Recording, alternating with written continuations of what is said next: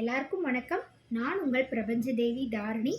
இன்னைக்கு நம்ம பார்க்க போகிற வீடியோவில் இந்த உலகில் உயிர்கள் எப்படி உருவாகிறது, அது இயங்க வேண்டிய இயற்கை விதி என்ன அப்படின்ற தலைப்பில் தான் நம்ம பேச போகிறோம். பரிணாமம் கரெக்டாக தான் சொல்கிறேன். 6ஆம் பரிணாம வளர்ச்சி வரைக்கும் நம்ம வந்துட்டோம். அதை தான் மனிதர்கள் அப்படின்னு சொல்லி சொல்கிறாங்க. இப்போ நம்ம இந்த உலகத்தில் ஏதோ சிஸ்டம் டெக்னாலஜிலாம் வச்சு டெக்னாலஜி வேர்ல்டாக உருவாக்கி நம்ம எல்லாருமே வாழ்ந்துக்கிட்டு வர்றோம். ஆனால் இப்போ நம்ம ரொம்ப சுத்தமாக இருக்கிற உலகம், இருக்கிறதுலே சொர்க்க பூமி அப்படிலாம் நினச்சிக்கிட்டு நம்ம வாழ்கிறோம்ல. இங்கே வாழ்ந்தால் இங்கேயே தான் நம்மளுடைய வாழ்க்கை அப்படின்றது இருக்கும். இங்கே தான் நம்ம பிறந்திருக்கோம், இங்கேயே தான் நம்ம வாழ்க்கை அடுத்தடுத்து பிறந்து வந்துக்கிட்டே இருப்போம் அப்படின்னு நினைக்கிறது மிகுந்த தவறான கருத்து. இதுதான் எனக்கு இறைவன் சொல்ல சொன்னது. பிரபஞ்சம் முழுக்க பல உலகங்கள் இயங்கிட்டு இருக்குது. உயிர் வாழக்கூடிய உலகங்களே பல இயங்கிட்டு இருக்கு. அந்தந்த தன்மைக்கு ஏற்ற மாதிரி அங்கே உயிரினங்கள் அந்த வடிவமைப்பில் வாழ்ந்துக்கிட்டு இருக்கிறாங்க. அங்கே எத்தனையோ வாழ்ந்த உலகத்தில் நம்மளும் பிறந்து வாழ்ந்து வந்திருப்போம். அப்போ இறைவன் எல்லா மதத்திலையும் சொல்லப்பட்டபடி சொர்க்கம் நரகம் என்பதெல்லாம் இருக்குது. அப்போ இந்த உலகத்தில் நம்ம ஏன் பிறந்திருக்கோம்? இவ்வளோ கஷ்டமாக இருக்குது இந்த உலகத்தில் பொழைச்சி வர்றதுன்றதே ரொம்ப கஷ்டமாக இருக்குது. அப்படின்னா ஏன் அப்படி வச்சிருக்கிறாங்க அப்படின்னா, இது நரகம் போன்ற அமைப்பில் இருக்கக்கூடிய உலகம். இது நம்ம தான் தப்பாக புரிஞ்சுக்கிட்டு இது ரொம்ப சொர்க்க பூமி, நம்ம இங்கே மட்டும்தான் இருக்க போகிறோம்.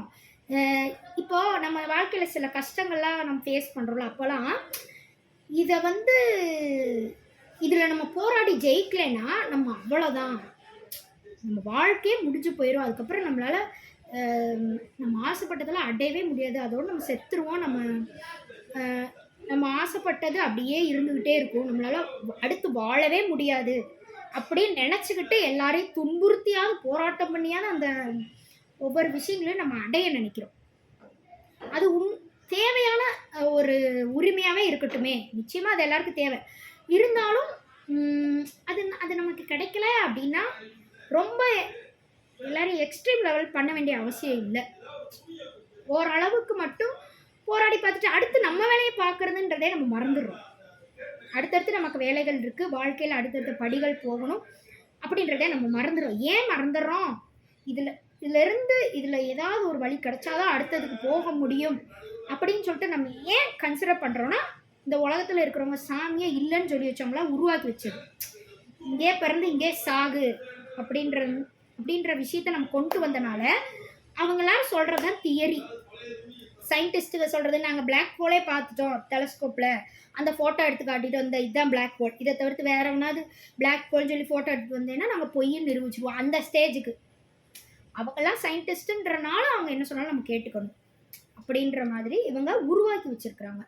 பெரிய பெரிய ஃபேமஸாக இருக்கவங்க யாரெல்லாம் இருக்கிறாங்களோ அவங்க என்ன விதிக்கிறாங்களோ அதுதான் இங்கே ரூல்ஸ். அதை தான் எல்லோரும் ஃபாலோ பண்ணணும். அதை மீறி நம்ம வேறு ஏதாவது ரூல்ஸ் நமக்கு அவங்க சொல்கிறது தப்பு, நமக்கு தெரிஞ்சது உண்மையாகவே இருந்தாலுமே நம்மளால் ஜெயிக்க முடியாது. அப்போ அந்த மாதிரி இடத்துலலாம் நம்ம பொறுத்து போயிட்டோம், அட்ஜஸ்ட் பண்ணிட்டு போயிட்டோம் அப்படின்னா நிச்சயமாக நம்மளால் அடுத்தடுத்த படிநிலையை அடைய முடியும். ஏன் சொல்கிறேன்னா, அதுக்கு ஒரு தியரி. உண்மையிலே பிரபஞ்சம் முழுக்க என்ன இயங்கிட்டு இருக்கு, பல உலகங்கள் இருக்குது. அங்கெல்லாம் வாழ்ந்துட்டு இருக்கும்போது நம்ம நிறைய தப்பு பண்ணியிருப்போம் எல்லாருமே.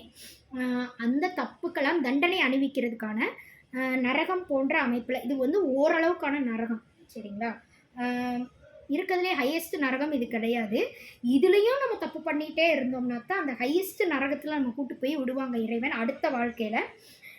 அப்போ இவ்வளோ கஷ்டத்தை அனுபவித்து வாழ்ந்துக்கிட்டு இருக்கோம்ல இந்த உலகத்தில், நம்ம நினச்சதை அடைய முடியும், அதனால யாருக்கும் எந்த துன்பமும் ஏற்படாது அப்படின்ற உலகமும் இந்த பிரபஞ்சத்தில் இருக்குது. அதை பேர் தான் சொர்க்கம் அப்படின்னு சொல்லுவாங்க.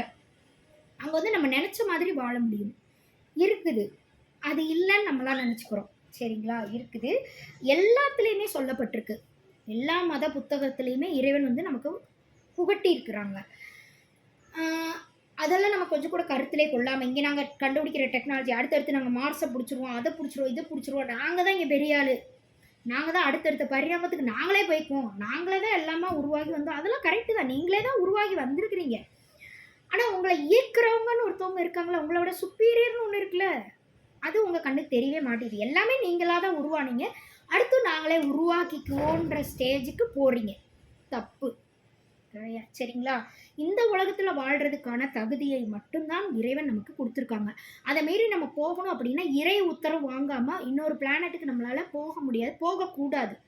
அதை மீறி நம்ம போயிட்டு இருந்தோம் அப்படின்னா அது வந்து பாவச்செயல் தான். சரிங்களா? இறைவன் அதுக்கான தண்டனையை நிச்சயமாக கொடுப்பாங்க. அதெல்லாம் கொடுக்க மாட்டாங்க அப்படின்னு சொல்லிட்டு நீங்களா நினச்சிக்கிட்டு என்ன வேணால் எங்கே வேணால் போய் என்ன வேணால் பண்ணலாம்.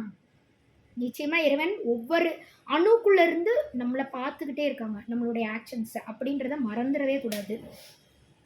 அப்போ நரகம் போன்ற அமைப்பில் நம்ம நிறைய தப்பு பண்ணியிருக்கோம். அதனால தான் இந்த நரகத்தில் வந்து எல்லாரும் வாழ்கிறோம். சரிங்களா? அப்போது இதில் வந்து எப்படியாவது கஷ்டப்பட்டு முன்னேறி நல்லபடியாக வாழ்க்கையை வாழ்ந்து முடிச்சிட்டோன்னா, ஆனால் நீங்கள் வாழ்க்கையில் வாழ்கிற வரைக்கும் கடைசி வரைக்கும் நீங்கள் நினச்சதே அடையலைப்பா. நீங்கள் என்னெல்லாம் ஆசைப்பட்டீங்களோ அது உங்களுக்கு கிடைக்கவே இல்லை அப்படின்னா, அப்பயும் உங்களுக்கு ஆசை, உங்களுக்கு வயசானதுக்கு அப்புறமும் நீங்கள் ஆசைப்பட்டதை அடையலை அப்படின்ற ஆசை உள்ளுக்குள்ளே இருக்குது. சில பேருக்கு வயசாயிட்டு அந்த ஆசை போயிடும். போதும் நான் வாழ்ந்தது அப்படின்னு போகிறவங்க தான் முக்தி நிலையை அடைந்தவர்கள் அப்படின்னு சொல்லி சொல்கிறாங்க. அது புரியாமல் இருக்கிறவங்க, ஆசைகள் அதிகமாக இன்னும் வச்சுக்கிட்டே இருக்கவங்கள இறைவனுக்கு நிச்சயமாக தெரியும். இறைவனுக்கு யாரையும் தெரியாமலாம் இல்லை. சரிங்களா? அப்போ அவங்களுடைய வாழ்க்கை இந்த உலகத்தில் முடியுது அப்படின்னா நிச்சயமாக உங்களுடைய ஆசையை நிறைவேற்றுறதுக்கான இடம் இது இல்லை, சந்தோஷமாக நிறைவேற்றிக்கிறதுக்கான இடம் இது இல்லை. அதுக்கான இடம் வேற உலகங்கள் இருக்கிறது, சொர்க்கம். அங்கே போய் உங்களுக்கு பிடிச்ச மாதிரி நீங்கள் வாழ்ந்துக்கோங்க அப்படின்னு சொல்லிட்டு இறைவன் நம்மளை அங்கே கொண்டு போய் விடுவாங்க. அப்போது நம்ம எல்லாருக்குமே அடுத்த வாழ்க்கைன்றது இந்த உலகத்திலே தான் இருக்குமோ அப்படின்னு பயந்துக்கிட்டே நம்ம வாழ வேண்டியது இல்லை. இந்த உலகத்தில் எவ்வளோ கஷ்டம் வந்தாலும் இந்த ஆசையை என்னால் அடைய முடியல, இந்த ஆசையை நான் அடைஞ்சேன்னா இந்த உலகத்தில் நான் ரொம்ப கஷ்டப்படுவேன், எல்லாரும் என்னை தப்பாக பேசுவாங்க, இந்த ஆசையை வந்து நான் அடக்கி வச்சுருக்கேன். இப்போ எனக்கு ஒருத்தவங்களை பிடிக்குது அப்படின்னு வச்சுக்கோங்களேன், ஆனால் அவங்க வந்து வேறு கேஸ்ட்டு. அப்போ அவங்கள வந்து நான் இப்போ மேரேஜ் பண்ணிக்கிறோம் அப்படின்னு சொல்லிட்டு ஆசைப்படுறேன்னு வச்சுக்கோங்களேன். ஆனால் மேரேஜ் பண்ணிக்கிட்டா என்ன ஆகும்? அவங்களுக்கும் என்னை பிடிச்சிருந்தாலும், 2 பேருக்குமே பிடிச்சிருந்தாலும் இந்த உலகத்தில் இன்னுமே அந்த கேஸ்ட்டு, ரிலீஜியன், மதம் அப்படின்றதெல்லாம் இருக்குது. மதம், இனம், மொழி எல்லா வேறுபாடுமே இன்னமும் இருக்குது, இல்லைன்னுலாம் சொல்லக்கூடாது. சரிங்களா?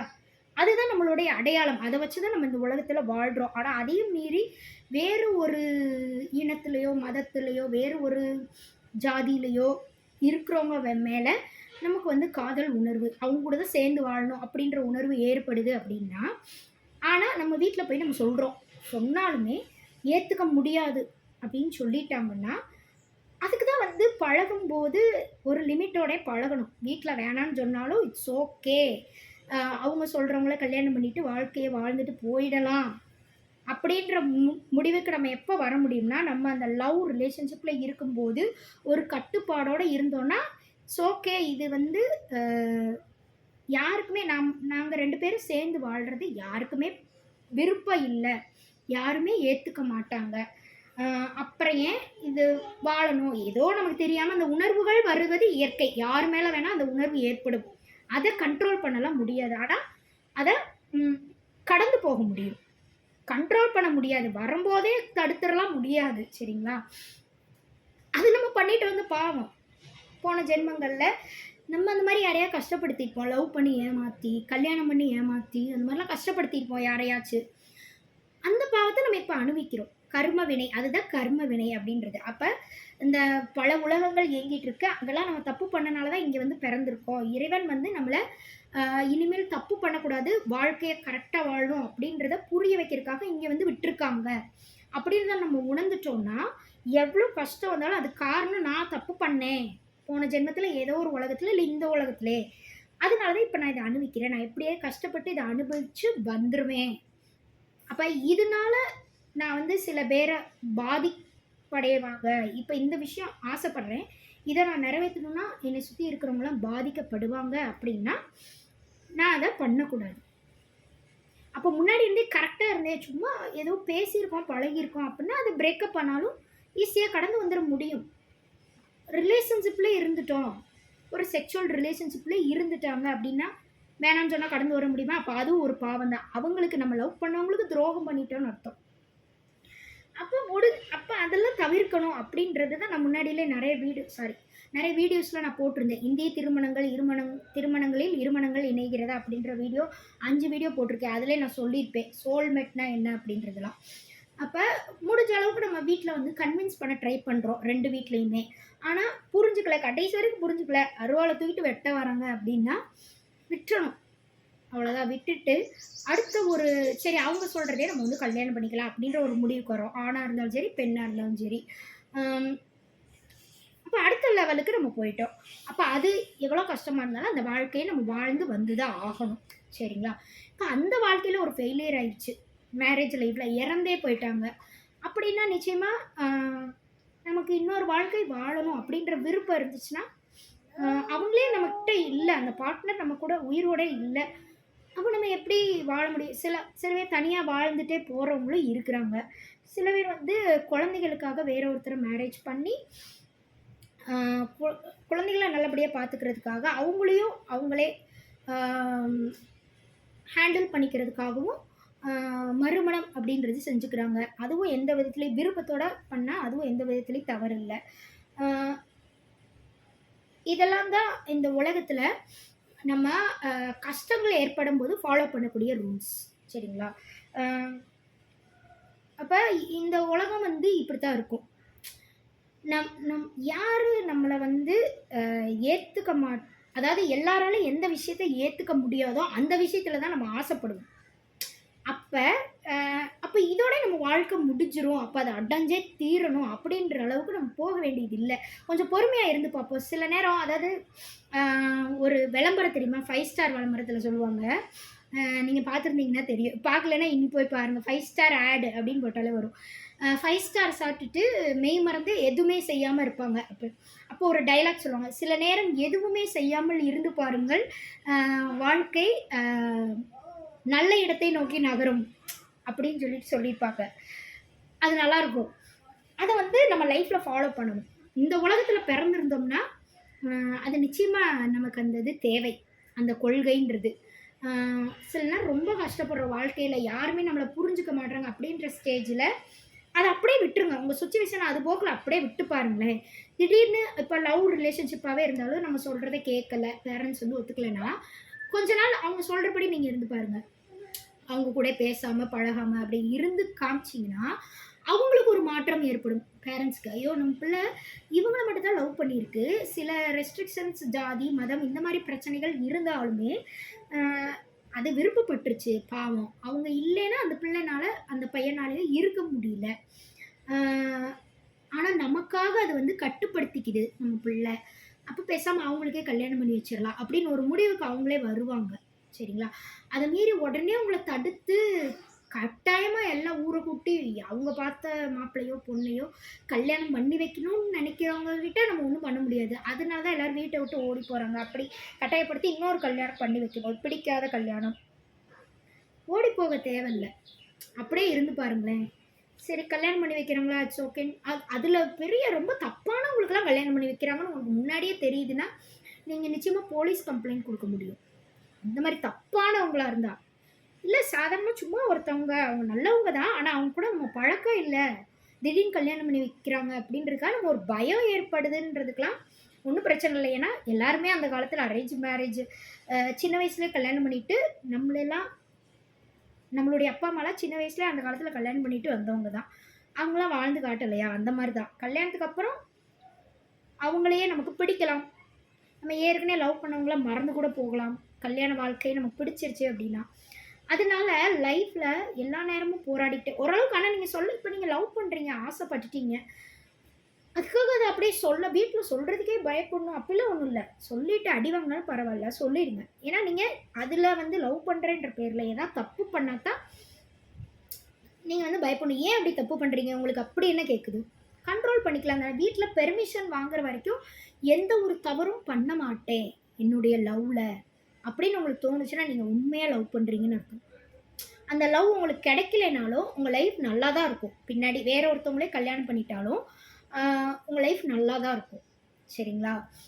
இதெல்லாம் நீங்கள் ஃபாலோ பண்ணி பாருங்கள். அப்போ எல்லா இடத்துலையுமே வந்து இப்போ இது வந்து ரொம்ப முக்கியம். நம்ம ஆசைப்பட்டவங்கள கல்யாணம் பண்ணால் தான் நம்ம குழந்தைங்கள் பெற்று சந்தோஷமாக குழந்தைங்கள் பெற்று சந்தோஷமாக இந்த உலகத்தில் வாழ்ந்துட்டு போக முடியும். அப்போ அந்த இடத்துல உங்களுக்கு ஒரு தடை ஏற்படுது அப்படின்னா அதை ஏற்றுக்கோங்க. ரொம்ப தப்பானவங்கன்னா நீங்கள் அதை ஏற்றுக்கணும்னு அவசியம் கிடையாது. போலீஸில் கம்ப்ளைண்ட் பண்ண முடியும். உங்களை மீறி ஒரு விஷயம் நடந்துச்சு அப்படின்னா இந்த மாதிரிலாம் நீங்கள் பண்ணலாம். ரொம்ப தப்பானவங்க, ரொம்ப உலகத்தில் சமுதாயத்தில் ரொம்ப கேவலமாக அசிங்கமான விஷயங்கள்லாம் பண்ணிட்டு இருக்காங்க. அவங்கள போய் எங்கள் வீட்டில் நான் லவ் பண்ணிட்டேன்னு இருக்கா கட்டாய திருமணம் பண்ண நினைக்கிறாங்கன்னா நிச்சயமாக போலீஸ் கம்ப்ளைண்ட் கொடுக்கலாம். சரிங்களா? அப்படியெல்லாம் நம்ம வாழ்ந்து வாழைக்காய் வடை சுடணும்னு எந்த ஒரு அவசியமும் இல்லை. அசிங்கமானவங்களை கல்யாணம் பண்ணுறதுனால நம்ம வாழ்க்கை தான் வீணாக போகும். நமக்கு பிறக்கிற குழந்தைகள் வாழ்க்கை சுத்தமாக வீணாக போயிடும். அந்த பொறுப்பெல்லாம் நமக்கு இருக்கணும். சரிங்களா? அசிங்கமானவங்கன்னா நீங்கள் உருவத்தில் நினைக்காதீங்க. அசிங்கமான விஷயங்கள் பண்ணுறவங்கள அப்படி நான் ஏதோ தப்பாக சொல்லிட்டேன் அதை ஒரு விமர்சனமாக எடுத்துகிட்டு பேசக்கூடாது. சரிங்களா? அப்போ இந்த உலகம்ன்றது நரகம் போன்ற அமைப்பு. நம்ம இதுக்கு முன்னாடி வாழ்ந்த உலகத்துலேயும் இந்த உலகத்துலேயும் சரி நிறைய பாவங்கள் செய்திருக்கிறோம். இன்னொரு உயிரை துன்புறுத்தி இருந்தோம் அப்படின்னாக்கா இந்த உலகத்தில் நம்ம பிறக்க முடியும். இந்த உலகம் ஃபுல்லாக டஃபஸ்ட்டாக தான் இருக்கும். சரிங்களா? இன்னொரு விஷயம் என்ன அப்படின்னா இப்படி அழுக்கில் தான் நம்ம உருவாயிருக்கோம். முதல்ல உருவான உயிர் என்னது? பாசம் அப்படின்னு நான் சொன்னேன் தானே. அப்போ அது ஒரு அழுக்கு. நம்ம ஒன்றும் சுத்தமாக உருவாகலை. அப்போ நம்ம சுத்தமாக உருவாகாத நம்மளும் சுத்தம் இல்லாமல் தான் இருப்போம். சரிங்களா? அதையும் தாண்டி தான் இந்த மகான்கள்லாம் அப்போ இந்த உலகத்தில் இருக்கிற உடைமைகளை எடுத்து வாழாமல் காற்றை மட்டுமே எடுத்து வாழ்க்கையை வாழ்ந்து, காற்றுன்றது உடம்புக்குள்ளே போகும்போது அது தூய்மை அடைஞ்சிடும். மற்ற எது உடம்புக்குள்ளே போனாலும் அந்த ஸ்டேஜுக்கு காற்று உடம்புக்குள்ளே போனால் நம்ம உடம்பு தூய்மைப்படுத்தும் அப்படின்ற ஸ்டேஜுக்கு நம்ம உடம்பு கொண்டு போகணும். அதெல்லாம் பயிற்சிகள், தியான பயிற்சிகள் மூலம் மகான்கள்லாம் வாழ்ந்து காட்டினாங்க. அது சாதாரண ஆளுங்களால் அப்படி வாழ முடியாது. இப்போ நீங்கள் எல்லாருமே இந்த உலகத்தினுடைய உடைமைகளை அனுபவிக்காமல் வாழ முடியுமா? பசிக்குது, சாப்பிடாமல் வாழ முடியுமா? முடியாது. ட்ரெஸ் போடாமல் வாழ முடியுமா? முடியாது. ஒரு இருப்பிடம் இல்லாமல் வாழ முடியுமா? முடியாது. ஆனால் மகான்கள்லாம் இது எதுவுமே இல்லாமல் அப்படி அதுக்காக ட்ரெஸ் போடாமல் எல்லா மகான்களும் இருந்தாங்கன்னு சொல்ல முடியாது. எல்லாரும் ட்ரெஸ் போட்டு தான் இருந்தாங்க. ஒரு சிலர் தான் அந்த காலத்தில் அப்படி ட்ரெஸ் போடாமலாம் வாழ்ந்தாங்க. இப்போலாம் சிஸ்டம் மாறிடுச்சு. மற்றபடி உணவு இல்லாமல், இருப்பிடமும் இல்லாமல் ஏதோ கிடைக்கிற இடத்துல இருந்துக்கிட்டு அப்படி வாழ்ந்துட்டு போய் இறைவனை மட்டுமே இருக்கிறதுல உயரிய விஷயம் இந்த உலகம் முழுக்க அவங்க எதுன்னு தேடி பார்த்த போது பிரபஞ்சத்தில் இருக்கிறதுலே உயரிய விஷயம் இறைவன் தான் அப்படின்னு உணர்ந்தனால தான் மகான்கள் எதுலேயுமே ஆசைப்படாமல் ஆசையெல்லாம் தவிர்த்து உலக இன்பங்களை எல்லாம் அனுபவிச்சு அப்புறம் அதை ஸ்டாப் பண்ணிவிட்டு அதுலேருந்து வெளியே வந்து உலக உடைமைகளை அனுபவிக்க மாட்டேன், ஆசைகளை அனுபவிக்க மாட்டேன் அப்படின்ற ஸ்டேஜுக்கு போய் ஆசையெல்லாம் கண்ட்ரோல் பண்ணி மூச்சு காற்றை மட்டுமே வச்சு வாழ்ந்துட்டு கடைசியாக இறைவனையும் அடைந்தவர்கள் இருக்கிறாங்க. அப்போ இந்த உலகத்தில் நம்மளுடைய எல்லாருடைய நோக்கமும் அதுவாக இருந்தால் ரொம்ப சந்தோஷம்தான். ஆனால் எல்லாராலையும் அப்படி வாழ முடியாது தானே, எல்லாருக்கும் தெரிஞ்சது தான். அப்படிலாம் எல்லாராலையும் ஆசையெல்லாம் கட்டுப்படுத்த முடியாது. ஆனால் இந்த பிறந்துட்டோம் அந்த உலகத்தில் அப்படின்னா கொஞ்சமாக நம்ம புரிஞ்சுக்கணும். நிறைய தவறு பண்ணிட்டு பிறந்தோடனே புரியாது. சரிங்களா? வளர வளர புரிஞ்சுக்கணும். நம்ம நிறையா மிஸ்டேக்ஸ் பண்ணியிருப்போம் நம்ம வாழ்க்கையில். அதனால தான் நம்ம இப்படியெல்லாம் கஷ்டங்கள் அனுபவிக்கிறோம். நிறைய இடத்துல நம்ம சரியாக தான் செஞ்சுருப்போம். சுற்றி இருக்கிற எல்லாரும் தப்பு பண்ணியிருப்பாங்க. ஆனால் நம்மளை தப்புன்னு சொல்லுவாங்க. மெஜாரிட்டி அதிகமாக இருக்கனால நம்ம அந்த இடத்துல அசிங்கப்படுத்தி அவமானப்படுத்தப்படுவோம். அதனால நம்ம வாழ்க்கையில் சில உயிர்நிலைக்கு போக முடியாத சுச்சுவேஷன்ஸ் ஏற்படும். நிறைய இடத்துல டவுன் ஆயிடுவோம். நம்மளை எல்லாரும் சேர்ந்து கீழே தள்ளி விட்டுருவாங்க நம்ம சரியாகவே இருந்தாலுமே. அப்படின்றதெல்லாம் நம்ம எல்லாருமே வாழ்க்கையில் அனுபவித்து வந்திருப்போம். இந்த மாதிரிலாம் ஏற்படும் போது நம்ம உட்காந்து யோசிச்சு பார்க்கணும். இதுக்கெல்லாம் அவங்க காரணமா இல்லை நான் காரணமா? இது மாதிரி நான் என்னோட முந்தைய வாழ்க்கையில் இது மாதிரி தப்பு பண்ணியிருப்பேன். எல்லாரையும் சரியாக இருந்தவங்கள தப்புன்னு சொல்லி எதிர்த்திருப்பேன். எதிர்த்து அவங்கள மூடி மறைச்சி அமுக்கியிருப்பேன். அதனால அந்த தப்பை இப்போ நான் அனுபவிக்கிறேன். இப்படி ஒவ்வொரு நாளும் நம்ம வாழ்க்கையில் போகும்போது நம்ம என்னென்னலாம் ஃபேஸ் பண்ணுறோமோ இதுக்கெல்லாம் நான் தான் காரணம் அப்படின்னு உணர்ந்து அதுக்கப்புறம் ஒரு கட்டத்துக்கு எல்லாத்துலேயும் ஆனால் இறைவனை நம்ம நினச்சிக்கணும். இறைவனை எப்பயுமே எந்த சாமியாக வேணால் இருக்கலாம். உங்களுக்கு என்ன சாமி பிடிக்குதோ அந்த சாமியை எப்பயுமே சாமி நம்மளை கைவிடுற ஸ்டேஜுக்கு வந்தாலும் நீங்கள் சாமியை கைவிட்டுறாதீங்க. எப்பயுமே இறைவா இந்த பிரச்சனையிலேருந்து என்னை காப்பாற்று அப்படின்ற உங்களுடைய ப்ரேயர்ஸை தினம் வச்சுக்கிட்டே இருக்க ஒவ்வொரு நாளும் நீங்கள் உணர்றீங்க, நான் தான் நிறைய இடத்துல தப்பு பண்ணியிருப்பேன் இதுக்கு முன்னாடி, அதனால தான் இப்போ அனுபவிக்கிறேன் அப்படின்னு உணர்ந்துட்டிங்கன்னா நீங்கள் அமைதியாயிருவீங்க. அந்த இடத்துல எதுவுமே பேச மாட்டீங்க. உங்களுக்கு ஒரு பிரச்சனையே வந்தாலும் நீங்கள் அந்த இடத்துல அமைதியாக கடந்து போயிடுவீங்க. இப்படி கடந்து போக தான் கர்ம வினைகள் கழியும். கர்ம வினைகள் கழிஞ்சிருச்சு அப்படின்னா இறைவன் நம்மளை தேடி ஆட்டோமேட்டிக்காக வந்துடுவாங்க. இறைவன் நம்மளை கூட்டு போயிடுவாங்க. அதுக்கப்புறம் நமக்கு இந்த வாழ்க்கைன்றதே தேவையில்லையே. அப்போ நம்ம இது வரைக்கும் அப்போ நம்ம ஏதோ ஒரு லவ் கூட எனக்கு அமையலை இந்த உலகத்தில், கடைசி வரைக்கும் வாழ்ந்து எனக்கு பிடிச்ச வாழ்க்கை அமையலை, சந்தோஷமாக நான் வந்து கணவன் மனைவியாக சந்தோஷமாகவே வாழலை, இல்லை ஒரு வேற ஒருத்தவங்கள நான் லவ் பண்ணேன், அவங்க எனக்கு கிடைக்கவே இல்லை, வேற வாழ்க்கை தான் கிடைச்சிச்சு, இருந்தாலும் நான் வாழ்ந்துட்டேன், ஆனாலும் எனக்கு வந்து பிடிச்ச மாதிரி வாழணும்னு ஆசை அப்படின்றதெல்லாம் உங்களுக்குள்ளே இருந்தாலும் அது கடைசி வரைக்கும் உங்களுக்கு அந்த ஆசைன்றது அழையவே இல்லை அப்படின்னா நீங்கள் கவலையே பட தேவையில்லை. ஏன் அப்படின்னா பல உலகங்கள் இந்த பிரபஞ்சம் முழுக்க இயங்கிட்டு இருக்குது. நம்ம எல்லாருக்குமே இன்னொரு வாய்ப்பு இருக்கு. மறுபிறவின்றது இந்த உலகத்திலே தான் இருக்கணும்னு அவசியம் இல்லை என்பதைத்தான் இறைவனுடைய ஒரு ரெப்ரசன்டேட்டிவா இருந்து நான் உங்களுக்கு சொல்ல வர்றது. எல்லாருக்குமே மறுபிறவி, மறு உலகம், நீங்க எப்படி ஆசைப்படுறீங்களோ அது மாதிரி அந்த உலகம் இருக்கும். உங்களை எல்லாரையும் போட்டு டவுன் பண்ற மாதிரியே இருக்காது. எல்லாருமே நல்லவங்களா இருப்பாங்க. அதைத்தான் வந்து சத்தியுகம்னு சொல்றாங்க. அது இந்த உலகத்திலே உருவாகுமான்னு எனக்கே இன்ன வரைக்கும் டவுட்டா தான் இருக்கு. ஏன் மேபி சத்தியுகம் வேற ஒரு உலகத்துல கூட இருக்கலாம். இப்ப இந்த உலகத்துல இறந்தவங்களாம் அங்க போய், அதாவது நல்ல ஆசைய அனுபவிக்க முடியாம இறந்தவங்கலாம் நல்லபடியா அந்த உலகத்துல போய் வாழ்ந்துட்டு இருக்கலாம். அதே உலகத்துக்கு நம்ம இறந்ததுக்கு அப்புறம் நம்ம நல்லவங்களா சப்போஸ் வாழ்ந்துட்டு போனோம்னா, நல்லவங்களா வாழ்ந்தோம், ஆனா எல்லா ஆசையும் அடக்கிக்கிட்டே இந்த உலகத்துல வாழ்ந்தோம் அப்படின்னா, நிச்சயமா இறைவன் நம்மள அந்த உலகத்துக்கு கூட்டு போய் நம்ம ஆசைப்பட்டதெல்லாம் அனுபவிக்கக்கூடிய வாய்ப்பை கொடுப்பாங்க. சரிங்களா? அங்க போய் நம்ம யாரையும் கஷ்டப்படுத்த தேவையில்ல. நமக்கு என்ன தேவை அது நம்ம முன்னாடி இருக்கும். அந்த மாதிரி ஒரு உலகம், நிறைய உலகங்கள், ஒரு உலகம் இல்ல, பிரபஞ்சம் முழுக்க பல உலகங்கள் இயங்கிட்டு இருக்குது. அப்போ வாய்ப்புகள்ன்றது இந்த உலகத்தையும் தாண்டி நம்மளுடைய ஆத்மாக்கு பிரபஞ்சம் முழுக்க வாய்ப்புகள்ன்றது குவிந்து கிடக்கிறது. அப்போ நம்ம ஆத்மா இதோட முடிஞ்சிடாது. ஒரு இப்போ லவ் வந்து கிடைக்கல அப்படின்னா உடனே சூசைட் பண்ணிக்கணும் எந்த அவசியமும் இல்லை. நீங்கள் அந்த அளவுக்கு ஏதாவது தப்பு பண்ணிட்டீங்க, அவங்களுக்கு கூட ரிலேஷன்ஷிப்பில் இருந்துட்டீங்க வீட்டுக்கே தெரியாமல், அப்படின்னா தான் அந்த இதுக்கு நம்ம போகணும். ஏன் அப்படி இருக்கிறீங்க அப்படின்னா உங்களுக்கு கண்ட்ரோல் பண்ண முடியாமல் போகுது. வீட்டில் பெர்மிஷன் கொடுத்துட்டாங்கன்னா நீங்கள் அதுக்கப்புறம் ரிலேஷன்ஷிப்பில் இருந்தாலும் பிரச்சனை இல்லை, எப்படினாலும் கல்யாணம் பண்ணிடுவீங்க. பெர்மிஷன் வாங்கலை வீட்டில் அப்படின்னா அது இருந்தது தப்பு தானே. அது மூலயமா குழந்தையே உண்டாயிருச்சு, என்ன பண்ணுவாங்க, வீட்டில் வளர்த்துருவாங்களாக்கும், அனாதை ஆசிரமத்தில் தான் விடுவாங்க. அதனால அந்த பாவம் உங்களுக்கு, நீங்கள் அதுக்கப்புறம் அவங்களால மறந்துட்டு வேற ஒருத்தவங்கள கல்யாணம் பண்ணி போனாலும் அந்த பாவம் உங்களை சும்மா விடாது. அந்த குழந்தை தனியாக வளர்ந்துட்டு இருக்கு பார்த்தீங்களா, அப்பா அம்மா இல்லாமல், அது ஒவ்வொரு நாளும் அது படுற வேதனை எல்லாமே நம்மளை அந்த பாவங்கள் வந்து சேரும். அப்போ இதெல்லாம் தான் நம்ம கான்ஷியஸாக இருக்கிறது அப்படின்றது. இந்த உலகத்தில் கான்ஷியஸாக நம்ம இருந்துட்டு போகணும். என்ன ஆனாலும் இப்போ நான் ஒரு ஆசை வந்து அடைய விரும்பினேன், ஆனால் எனக்கு அது கிடைக்கல அப்படின்னா அதை விட்டு கொடுத்துடணும். விட்டு கொடுத்துட்டீங்க அப்படின்னா, விட்டு கொடுப்பவர்கள் கெட்டு போவதில்லை, போபவர்கள் விட்டு கொடுப்பதில்லை அப்படின்றத இதுக்கு தான் இந்த உலகத்தில் சொல்லி வச்சுருக்காங்க. இந்த உலகத்தில் அப்படிதான். நீங்கள் சொர்க்கத்துக்கு போகணும், சொர்க்கம் மாதிரி இருக்கிற உலகத்துக்கு அடுத்து நீங்கள் போக விரும்புகிறீங்க, நீங்கள் நினச்சதெல்லாம் அடையணும்ப்பா அப்படின்னு ஆசைப்படுறீங்கன்னா இந்த உலகத்தில் நிச்சயமாக அடைய முடியாது. என்ன உங்களுக்கு வாழ்க்கை விதிக்கிறதோ, இந்த சமுதாயம் உங்களுக்கு என்ன வாழ்க்கையை, உங்கள் ஏரியாவில் இருக்கிற சமுதாயம், உங்கள் லைஃப்பை சுற்றி நகர்கிற சூழ்நிலைகள் என்ன உங்களுக்கு விதிக்கிறதோ அதை அப்படியே வாழ்ந்துட்டு போங்க. எல்லாத்தையும் கடந்து போக முயற்சி பண்ணுங்கள். உங்களுக்கு தேவையில்லை அப்படின்னு ஒரு விஷயம் இருக்குது அப்படின்னா கடந்து போக முயற்சி பண்ணுங்கள்.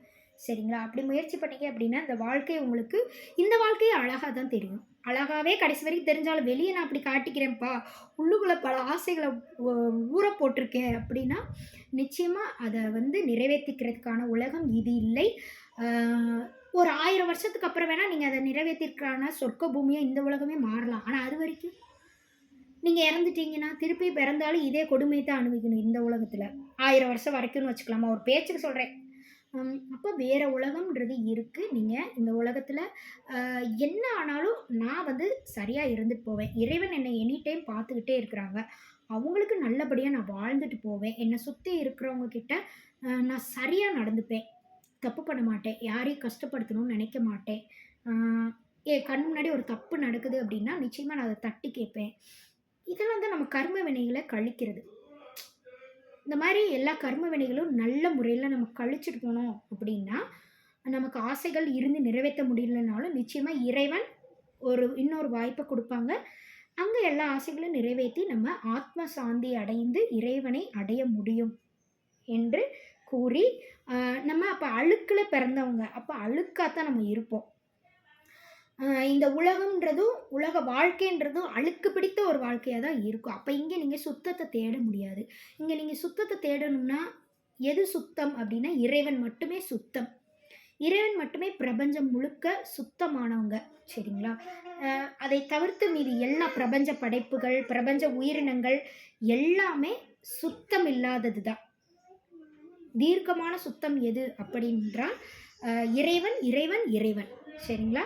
என்று கூறி என்ன ஆனாலும் சரி, எனக்கு நிறைய ஆசைகள் ஆசைப்பட்டேன், அனுபவிக்க முடியல. நாளைக்கு வந்து வேற ஒரு வாழ்க்கையை வாழப்போறேன்னு உங்களுக்கு தோணினாலும் அதை மகிழ்ச்சியாக ஏற்றுக்கொண்டு வாழ முயற்சிப்பேன் என்று கூறி, என்ன ஆனாலும் உங்கள் வாழ்க்கையை தினந்தோறும் மகிழ்ச்சியாக வாழ கற்றுக்கொள்ளுங்கள். நிச்சயமாக ஆசைகளை நீங்கள் அடக்கி வைத்திருந்தாலும் இன்னொரு வாழ்க்கை என்பது வேறு ஒரு சொர்க்க உலகத்தில் உங்களுக்கு இறைவன் அந்த வாய்ப்பை கொடுப்பார். இறைவன் தான் கொடுக்க முடியும் என்று கூறி அதுக்கேற்ற மாதிரி நம்ம இங்கே வாழ்ந்து காட்டிட்டு போகணும். இறைவன் நமக்கு இன்னொரு வாய்ப்பை கொடுக்கணும்னா அதுக்கேற்ற மாதிரி வாழ்ந்து காட்டிட்டு போகணும். மேக்ஸிமம் எல்லா இடத்துலையும் எதுவும் செய்யாமல், சில இடங்களில், எல்லா இடத்துலையும் இல்லை, சில இடங்களில் நம்மளால் எதுவும் பேச முடியலை, நம்ம பேசினாலும் நம்ம சரியாகவே பேசினாலும் நம்மளை தப்பாக புரிஞ்சுக்கிறாங்க அப்படின்னா அந்த இடத்துல 5 ஸ்டார் விளம்பரத்தை ஞாபகம் வச்சுக்கோங்க. எதுவும் செய்யாமல் இருந்து வேடிக்கை பாருங்கள். உங்களை சுற்றி தான் எல்லாமே நடக்குது, நீங்கள் எதையுமே பண்ணலை அப்படின்றது உங்களுக்கு புரிஞ்சிடும். அப்புறம் எதுக்கு இந்த பிரச்சனைக்கு நான் அவ்வளோ ரியாக்ட் பண்ணணும் அப்படின்னு உங்களுக்கே தோணும். கரெக்டாக? நீங்கள் இதை ட்ரை பண்ணி பாருங்கள். உங்களுக்கு பெரிய பிரச்சனை, மென்டல் ப்ரெஷர் அதிகமாகிடுச்சு அப்படின்னா எல்லாரையும் போட்டு கரிச்சு கொட்டணும்னு எந்த அவசியமும் இல்லை. கொஞ்ச நேரத்தை அது அப்படியே மென்டல் ப்ரெஷர் அது வாட்டுக்கு வெளியேறட்டும். அப்படியே எதுவுமே செய்யாமல் அவங்களுக்கு பிடிச்ச ஏதாவது சாப்பாடு சாப்பிட்டு அப்படியே சும்மா உட்காந்து உங்களை சுற்றி எந்த இடத்துல பிரச்சனை நீங்கள் நினைக்கிறீங்களோ அந்த இடத்த அப்படியே கை கட்டி வேடிக்கை பாருங்களேன். அவங்களா பேசிட்டு அவங்களே ஆஃப் ஆகிட்டு போயிடுவாங்க. அவங்க பேசுகிறது எல்லாமே நம்மளை தூண்டுறதாகவே இருந்தாலும் எல்லா நேரமும் நம்மளால் பொறுத்துக்க முடியாது. சில நேரங்களில் பொறுத்துக்க பழகுங்க, பொறுத்து பாருங்களேன். எதுவுமே செய்யாமல் ஜம்முன்னு உட்காந்து நம்ம இந்த இடத்துல எந்த தப்பும் பண்ணலை, நம்ம எதுக்கு ரியாக்ட் பண்ணணும், ஆனால் உங்களை தான் தப்பு சொல்கிறாங்க அப்படின்னா எதுவுமே பேசாமல் எனக்கு என்னான்னு இருந்து பாருங்களேன். இல்லை உங்களுக்கு பிடிச்ச பாட்டு அவங்க பேசுகிறதே நீங்கள் கேட்கக்கூடாதுன்னு உங்களுக்கு பிடிச்ச பாட்டு, அதாவது நீங்கள் சரியாக இருக்கீங்கன்னு தோணும்போது மட்டும் எல்லா இடத்துலையும் இதை ஃபாலோ பண்ணால் நீங்கள் தப்பாக இருக்கீங்கன்னு அர்த்தம். சரிங்களா? அப்படி சில இடங்களில் உங்களுக்கு மென்டல் ப்ரெஷர் அதிகமாகுது. அப்போ வந்து நீங்கள் சரியாக தான் இருக்கிறீங்கன்னு நிறைய பேருக்கு தெரியுது. இருந்தாலுமே அவங்கள சுற்றி இருக்கிறவங்க உங்களுக்கு தப்புன்னு சொல்லி அடித்து மேலே வர்றதுக்கு கற்றுன்னு கத்தி அட்டென்ஷன் க்ரியேட் பண்ணி உங்களை வந்து கெட்டவங்களாக ட்ரை பண்ணுறாங்க. அப்படின்னா அந்த நேரத்தில் கண்டுக்காதீங்க, அப்படியே விட்டுருங்க. அது போக்கில், சூழ்நிலை போக்கில் விட்டு பாருங்களேன், அதுவே சரியாயிடும். அப்புறம் வந்து உங்களை யாரும் தப்புன்னு சொல்ல மாட்டாங்க, ரைட்னு சொல்ல மாட்டாங்க. அவங்கள எல்லோரும் கடந்து போயிடுவாங்க. நீங்களும் எல்லாரையும் கடந்து போயிட்டு அடுத்த வேலைக்கு போயிடலாம். உங்களுக்கு உங்கள் மனதளவில் நீங்கள் ரொம்ப பாதிக்கப்படும் போது இதை யூஸ் பண்ணி பாருங்கள். சில நேரங்களில் எதுவும் செய்யாமல் இருந்து பாருங்கள், வாழ்க்கை அழகாக இருக்கும். முடிந்த அளவுக்கு உங்களை நீங்களே சுத்தமாக உங்களுடைய ஆத்மாவை இந்த உலகத்தில் வாழ்ந்து சுத்தப்படுத்தி இறைவன் இருக்குதிலே சுத்தம் எது? இறைவன். இறைவனை அடைய முயற்சி செய்து பாருங்கள். உங்கள் வாழ்க்கை அழகாகத்தான் இருக்கும் என்று கூறி விடை பெறுகிறேன். நன்றி, வணக்கம். நம சிவாய நம சிவாய நம சிவாய.